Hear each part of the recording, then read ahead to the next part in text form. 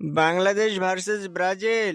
বাংলাদেশের মোট আয়তন 1,47,570 বর্গ কিলোমিটার।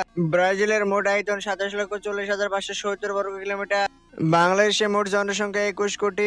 এদের মধ্যে 20 কোটি মুসলিম, 50 লক্ষ হিন্দু, বাকি 50 লক্ষ অন্যান্য ধর্মের মানুষ।